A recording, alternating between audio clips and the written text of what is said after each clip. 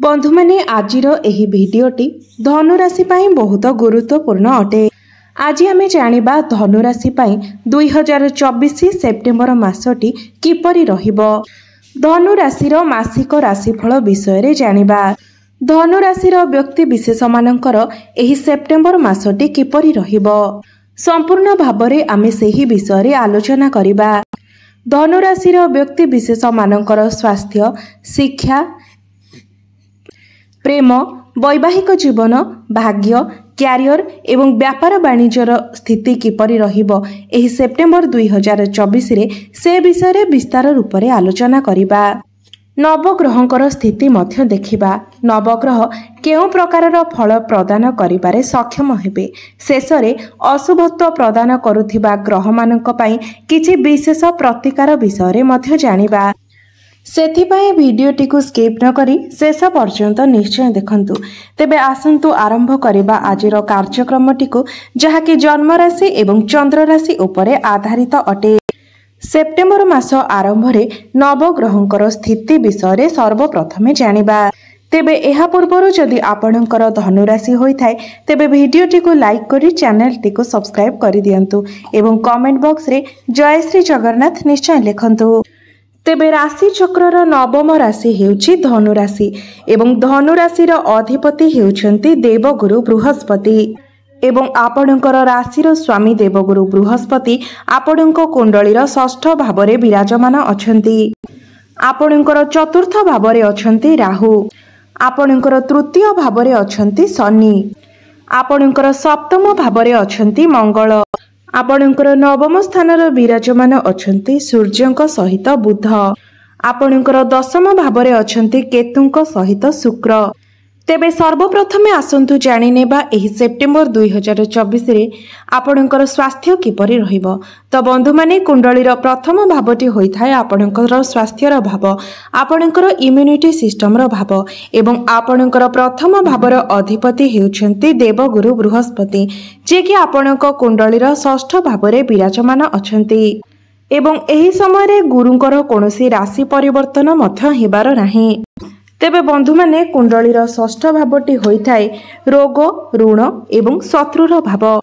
तो एही मासरे आपणकु निजर स्वास्थ्य प्रति ध्यान रखिबार अछि, कारण जेतेबेले भी आपणकर राशिर स्वामी षष्ठ भावरे विराजमान करिथांती सेतेबेले आपणकु आपणकर स्वास्थ्य उपरे ध्यान देबार आवश्यकता रहिथाय। तेबे एही मासरे आपणकु गुरुंकर प्रतिकार करिबार अछि, जहाकि आमे भिडियो शेषरे जानिबा। एबे आसंतु जानिबा आपणकर शिक्षा जीवन। एबे आसंतु जानिबा आपणकर शिक्षा जीवन किपरि रहिबो एही सेप्टेम्बर 2024 रे। तो बंधु माने कुंडलीर पंचम भावटी होइथाय आपणकर शिक्षा जीवनर भाव एवं आपणकर पंचम भावर अधिपति हेउछन्ति मंगल एवं मंगल आपणकर केंद्र रे विराजमान अछन्ति। मंगल आपणकर केंद्र रे रही आपणकर पाठ पढ़ार स्थिति को मजबूत बनाउछन्ति, कारण आपणकर कुंडली रे सूर्यंकर स्थिति भल रहिछि, बुधंकर स्थिति भल रहिछि एवं मंगलंकर स्थिति मध्य भल रहिछि। मात्र शनि आपणकर पंचम भाव को देखुछन्ति। तो सेथिपाई बेले बेले आपणक मध्यरे जिद्दी स्वभाव देखा देई पारे। जदि आपण निज इच्छा रे पाठ पढ़िबे तो पाठ पढ़ारे आपण बहुत भल करिवे। मात्र जदि अन्य काहार प्रेशर रे आपण पाठ पढ़ंती तो पाठ पढ़ारे आपणकर मन लागिब नाही। मात्र आपण निज इच्छा रे पाठ पढ़ारे बहुत भल करिवे। मंगल आपणकर केंद्र रे रही पाठ पढ़ारे आपणकर एनर्जी को बढ़ाइबे। मात्र आपणक मध्यरे टिके क्रोध स्वभाव रहिबो। जदि आपणको केही पढ़िबा पई फोर्स करंती तो आपण रागी जाई पारंती। तो एही मासरे आपणकर पाठ पढ़ार स्थिति बहुत भल रहिबो एवं एही मासरे जदि आपणकर कोनोसी एग्जाम थाए किंबा एडमिशन नेबार थाए तेबे सेथिपाई मध्य एही मासटी आपणक पई शुभ रहिबो। एबे आसंतु जानिबा आपणकर प्रेम जीवन किपरि रहिबो एही सेप्टेम्बर 2024 रे। तो बंधु माने कुंडलीर पंचम भावटी आपणकर शिक्षार भाव हेबा सहित पंचम भावटी मध्य होइथाय आपणकर प्रेम जीवनर भाव, आपणकर संतानर भाव एवं आपणकर पंचम भावर अधिपति मंगल केंद्र रे अवस्थान करिसंती एवं आपणकर प्रथम भाव उपरे मध्य मंगलंकर दृष्टि रहुछि एवं मंगल एवं गुरुଙ୍କ ମଧ୍ୟରେ प्रथम द्वादशर कनेक्शन बनुछि अर्थात आपणकर प्रेम जीवन तो भल रहिबो मात्र मंगल एवं गुरुंकर प्रथम द्वादश कनेक्शन बनुथिबा हेतु आपण गोटे कथा कहिला बेले आपणकर पार्टनर अन्य किछि बुझिबे एवं आपणकर पार्टनर मध्ये आपणको किछि कहिला बेले आपण सेही कथा को अन्य अर्थरे बुझिबे अर्थात आपणको मध्यरे मिस कम्युनिकेशन देखा देबो मिस अंडरस्टैंडिंग देखा देबो मात्र मंगलंकर दृष्टि आपणकर प्रथम भाव उपरे रहुथिबा हेतु आपणक मध्यरे फीलिंग्स सेही परि बनी रहिबो एवं आपणक मध्यरे कनेक्टिविटी मध्ये भल रहिबो तेबे आपण एही कथार ध्यान रखिबे जे छोट छोट कथा को नेकी आपणक मध्यरे जेपरि मिस कम्युनिकेशन किंबा मिस अंडरस्टैंडिंग न हुए एहा व्यतीत आपणको निज क्रोध उपरे नियंत्रण मध्य रक्षा करिवार अछि तेबे एही मासरे आपणकर प्रेम जीवन 75% भल रहिबो एबे आसंतु जानिबा आपणकर वैवाहिक जीवन किपरि रहिबो एही सेप्टेम्बर 2024 रे तो बंधु माने कुंडलीर सप्तम भावटी होइथाय आपणकर वैवाहिक जीवनर भाव आपणक जीवन साथीर भाव एवं आपणकर सप्तम भावर अधिपति हेउछन्ति बुध एवं बुध आपणकर भाग्य स्थान अर्थात आपणकर नवम भावरे विराजमान अछन्ति एवं बुधंकर स्थिति मध्य बहुत भल रहिछि एवं 23 तारिख को बुध निजर स्व राशि को प्रवेश करिवे तेबे एही संपूर्ण मासटी आपणकर वैवाहिक जीवन को नै बहुत भल रहिछि एवं 23 सेप्टेम्बर परे आपणकर वैवाहिक जीवन आहुरी अधिक भल हेबाकू जाउछि आपणकर लाइफ पार्टनरकर क्यारियर रे ग्रोथ आसीबो किंबा आपणको कोनोसी भल खबर मध्य प्राप्त होई पारे तो आपण गोटे जिनिसर ध्यान रखिबे जे जेहेतु मंगल आपणकर सप्तम भावरे अछंती तो आपणकर लाइफ पार्टनर को मध्यरे टिके उग्र स्वभाव देखा देई पारे केबे केबे कोनोसी छोट कथा को नेकी मध्य से राखी जाई पारंती मात्र यह कोनोसी बड़ इश्यू हेबार नाही कारण बुध ग्रह बहुत भल स्थिति रे रहिछंती जे कि आपणकर वैवाहिक जीवन को एही मासरे बहुत भल बनाइबा सहित आपणको कोनोसी भल खबर मध्य प्रदान करिवे एबे आसंतु जानिबा सबुठारो महत्वपूर्ण विषय आपणकर भाग्य क्यारियर एवं व्यापार वाणिज्यर स्थिति किपरि रहिबो एही सेप्टेम्बर 2024 रे तो बंधु माने कुंडलीर नवम भावटी होइथाय आपणकर भाग्यर भाव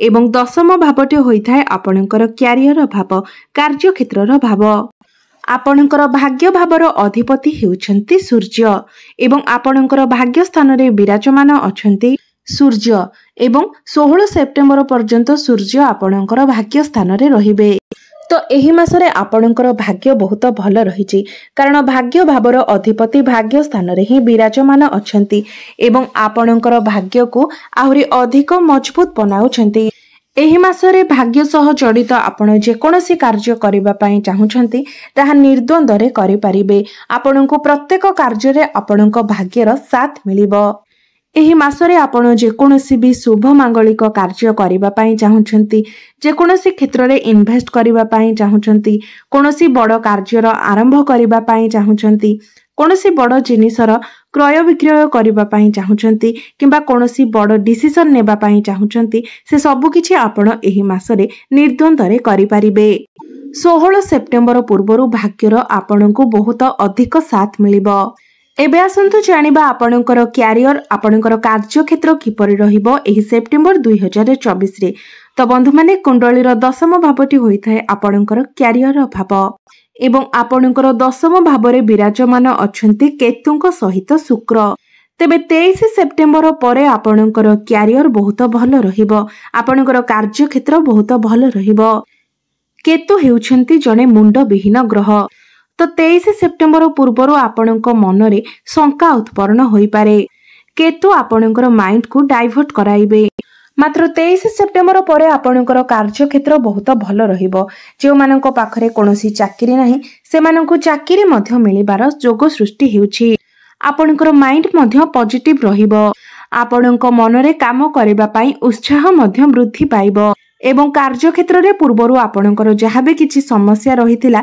से सबुर समाधान मध्य होई जिवो एवं परिवर्तनर जोग मध्य देखा देउछि एबे जानिबा आपणकर व्यापार वाणिज्यर स्थिति किपरि रहिबो एही सेप्टेम्बर 2024 रे।